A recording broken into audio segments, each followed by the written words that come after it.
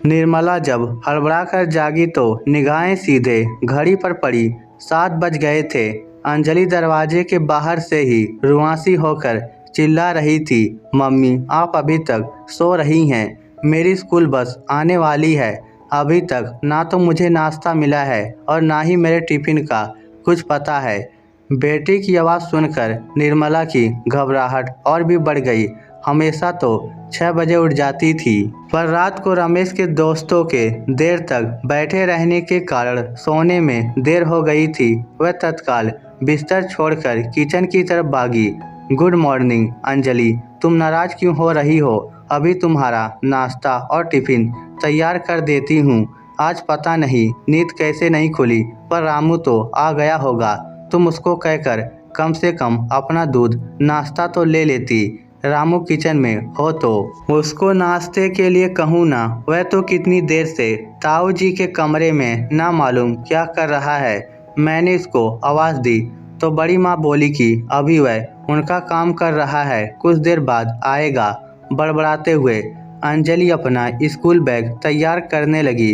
निर्मला नीचे पहुंची तो लगा सारे घर में अफरा तफरी मची हुई थी। अम्मा जी का भी मूड खराब लग रहा था। उसको देखते ही पास में अखबार पढ़ते हुए बाबूजी को संबोधित करके बोली, आजकल क्या जमाना आ गया है। पहले तो रात को 12 बजे तक टीवी देखने या दोस्तों से फुर्सत नहीं मिलती, फिर सुबह समय पर उठा नहीं जाता। क्या हाल कर रखा है घर का। व्यवस्था नाम की कोई चीज़ ही नहीं है। हमारे ज़माने में मजाल नहीं थी कि इतनी देर तक सोते रहें। सुबह 4 बजे उठकर 7 बजे तक चाय नाश्ते का सारा काम निपटा देते थे। अब तो हालत यह है कि सुबह समय पर चाय भी नसीब नहीं होती। क्या करे, लाचारी है। पाँव में इतना दर्द रहता है कि उठा नहीं जाता, वरना चाय के लिए इतनी देर तक इंतज़ार क्यों करना पड़ता। अखबार पढ़ते पढ़ते ही उसके ससुर जी बोले, सुबह सुबह भाषण देना बंद करो। आज निर्मला को उठने में कुछ देर हो गई तो इतना बाउंडर खड़ा करने की क्या ज़रूरत है। तुम्हारी दूसरी 2 बहुएं भी तो हैं, उनको कहकर चाय बनवा लेती या रामू को आवाज़ दे देती। निर्मला बिना कुछ बोले चुपचाप रसोई में आकर दूध चाय की तैयारी करने लगी। अंजलि का दूध उसने ठंडा करके भगोने में डाला और अम्मा बाबूजी की चाय तैयार कर उनको हाल में दे आई। अंजलि के टिफिन के लिए 2 आलू के पराठे बनाकर रख दिए। इस बीच बड़े भैया भी तैयार होकर नीचे आ गए। आते ही आवाज़ लगाई, मेरा नाश्ता दूध लेकर आओ, मुझे आज ऑफिस जल्दी जाना है। बड़े भैया को नाश्ता पकड़ा, वह फिर से रसोई में आ गई। सोच रही थी कि इस घर में सबसे फालतू तो वही है, बाकी तो सब कामकाजी है घर में। उसके अलावा 2 बहुएं और भी हैं, पर चूंकि वे वर्किंग वुमेन हैं, अतः उनसे किसी प्रकार की सहायता की उपेक्षा करना उचित नहीं समझा जाता। बड़ी भाभी लेक्चरर हैं, उनको तो अपने कॉलेज और ट्यूशन से ही फुर्सत नहीं मिलती। सुबह 8:30 बजे तक तैयार होकर आराम से नीचे उतरती हैं। भाभी के बच्चों का नाश्ता टिफिन हमेशा वही तैयार करती हैं। इसी बीच विनोद और संगीता भी तैयार होकर नीचे आ जाते हैं। संगीता विनोद के साथ ही ऑफिस जाती है। संगीता एक तो घर की छोटी बहू, ऊपर से बड़े बाप की बेटी, उससे तो कोई उम्मीद करना भी हास्यास्पद है। वैसे भी माँ जी का छोटे बेटे और बहू के प्रति बहुत ही सॉफ्ट कॉर्नर है। घर के सदस्यों के चाय नाश्ते और टिफिन पैक करते करते 10 बज जाते हैं। इस बीच रमेश की फरमाइशों को पूरा करने के लिए बार बार ऊपर नीचे के चक्कर लगाते रहते हैं। कभी उनके कपड़े नहीं मिलते तो कभी कोई जरूरी कागज या फाइल इधर उधर हो जाती है, जिसको ढूंढने में ही बहुत समय लग जाता है। रमेश भी पूरी तरह उस पर निर्भर है। अपने छोटे छोटे काम भी स्वयं नहीं कर सकते। रमेश को खाना खिलाकर जब वह फ्री होती तब तक 10:30 11 बज चुके होते हैं। चूँकि घर की दोनों बहुएं घर से बाहर रहती हैं, अतः सारे घर की साफ सफाई और देख रेख की जिम्मेदारी भी उसकी होती है। वह सारे घर के कपड़े एकत्रित करके वॉशिंग मशीन में डालती है।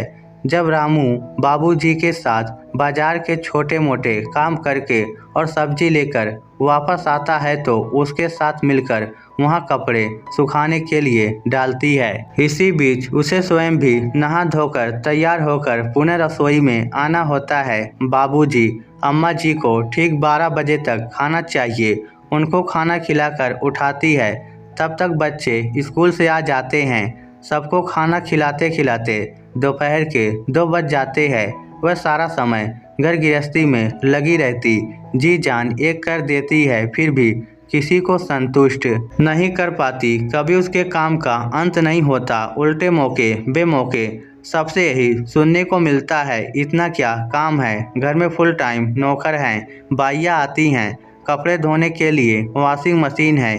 इस पर भी कोई सारे समय अपने को व्यस्त दिखाने का ढोंग करे तो हम क्या कर सकते हैं। दूसरी दोनों बहुएं बाहर खट कर आती हैं तो अपना काम तो वही करती हैं। एक तरफ इस तरह की उपेक्षा, दूसरी तरफ अंजलि की शिकायत, मम्मी आप सारे समय किचन और घर में दूसरे कामों में लगी रहती हैं, कभी मेरे ऊपर भी तो ध्यान दिया करे। बड़ी माँ और चाची बाहर का काम करने के बावजूद अपने बच्चों के लिए शाम को समय निकालती हैं। वे अपने बच्चों के साथ घूमने के लिए भी जाते हैं और एक मैं हूँ, मेरी मम्मी के पास मेरे लिए कभी समय नहीं रहता। राहुल भैया, पिंकी दीदी और अतुल सब अपने पेरेंट्स के साथ कभी पिक्चर तो कभी रेस्टोरेंट में जाकर मौज मस्ती करते हैं। मैं जब भी आपको बाहर चलने को कहती हूँ तो आपको घर का कोई काम याद आ जाता है। इधर रमेश भी एक और उससे उपेक्षा रखते हैं कि घर की दोनों बहुएं जब घर से बाहर रहती हैं तो कम से कम वह तो घर को संभाले। अब अम्मा जी की उम्र थोड़ी गृहस्थी संभालने की है। फिर रमेश उससे ये उपेक्षा भी रखते हैं कि वह रात को उनके साथ उनके मित्रों से मिलने जुलने भी जाए। वह समझ नहीं पाती कि वह रमेश को कैसे समझाए कि वह भी इंसान है, कोई मशीन नहीं जो लगातार चलती रहे। जब अपनी बेटी और अपने पति को ही वह संतुष्ट नहीं कर पाती तो दूसरों से क्या अपेक्षा रखे। कभी कभी मन में हीन भावना आने लगती है कि उसने अपनी हाउसवाइफ की कैसी इमेज बना ली है। उसे स्वयं विश्वास नहीं होता कि वह शादी से पहले वाली ही निर्मला है जो अपने कॉलेज में हमेशा टॉप करती थी और उसकी गणना बहुत बुद्धिमान और स्मार्ट लड़कियों में होती थी।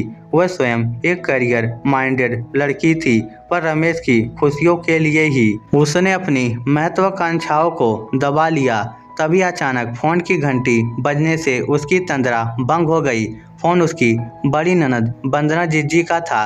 जीजी ने जब बताया कि जीजा जी अपने किसी काम से 1 सप्ताह के लिए मुंबई जा रहे हैं, तब जीजी ने भी इस बीच राखी के अवसर पर पीहर आने का प्रोग्राम बना लिया है। वे बहन भाइयों में सबसे बड़ी और सबसे संपन्न होने के कारण घर में आज भी अपना विशेष स्थान है। सभी सदस्य उनको बहुत आदर सम्मान देते हैं। उसे स्वयं भी लगता है कि इस घर में एक वंदना जीजी है जो उसको भी बहन सा प्यार स्नेह देती हैं। वह अम्मा बाबूजी की जीजी के आने का समाचार सुनाने चल दी। दूसरे दिन जीजी के आते ही घर में खासी चहल पहल हो गई थी। घर के सब सदस्य उनको घिरकर बैठ गए थे। उसने जीजी की पसंद का खाना बनाया था, गाजर का हलवा, समोसे, मटर पनीर, भरवा बैगन, दम आलू, दही बड़े, पुलाव आदि। जीजी अपनी पसंद की इतनी चीजें देखकर बहुत खुश हो गई। उसकी ओर स्नेह से देखते हुए बोली, भाभी कमाल है, तुमने तो मेरी पसंद की सारी चीजें एक साथ ही बना दी। फिर एक एक व्यंजन खाते खाते तारीफों के पुल बांधने लगी। अम्मा जी ने अपनी आदत अनुसार उसके खाने में जैसे ही कोई मीन मेघ निकालना शुरू किया कि दूसरे सदस्यों को भी जैसे मौका मिल गया। किसी को सब्जियों में नमक ज़्यादा लग रहा था तो किसी को दही बड़े सख्त लग रहे थे। सबकी आलोचना सुनते सुनते उसकी आंखें भर आई। दीदी ने उसके आंसुओं को देख लिया था। रमेश को संबोधित करते हुए और दूसरे सदस्यों को अप्रत्यक्ष सुनाते हुए बोल पड़ी, तुम लोग बेमतलब खाने में नुक्स निकाल रहे हो। एक तो इसने इतनी मेहनत से इतना कुछ बनाया है, उसकी प्रशंसा करने की बजाय उसमें खामियां निकालना बहुत गलत बात है। फिर अम्मा जी से बोली, माँ, आप इस उम्र में खाने पीने का इतना विचार करती हैं, आप तो इतना पूजा पाठ करती हैं, फिर अन्न का इतना अनादर करना क्या उचित है। उनकी बात सुनकर सब एकदम चुप हो गए। एक दिन बड़ी भाभी और संगीता भी बहुत उत्साह और गर्व से क्रमशः अपने कॉलेज और ऑफिस की बातें बता रही थी। दोनों के पति भी अपनी पत्नियों की तारीफ में प्रशंसा के पुल बांध रहे थे।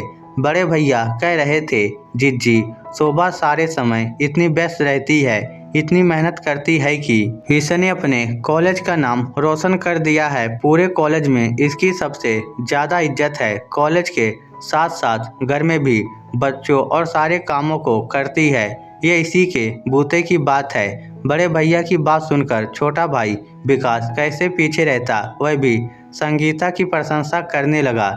जिज्जी, जब से संगीता ऑफिस में मेरा हाथ बटाने लगी है, मैं फैक्ट्री में प्रोडक्शन का काम देखता हूँ और ये ऑफिस में मार्केटिंग देखती है। सच जिज्जी, मुझे लगता है किसी प्रोफेशनल कैरियर माइंडेड लड़की को अपना जीवन साथी बनाने का मेरा निर्णय बहुत सही रहा। फिर एक नज़र उसकी ओर देखकर व्यंग्यात्मक स्वर में बोला, रमेश भैया की बातों में आकर मैं भी निर्मला भाभी जैसी सीधी सादी लड़की ले आता तो कभी इतनी प्रोग्रेस नहीं कर पाता। विनोद की बात पर जिज्जी को छोड़कर सभी जोर जोर से हंसने लगे। सबके सामने उसका इतना अपमान होने पर भी रमेश चुप थे। उनमें तो इतनी भी हिम्मत नहीं थी कि वह सबके सामने ये स्वीकार कर पाते कि उनकी इच्छा के कारण ही उसने घर संभालने का दायित्व स्वीकार किया था।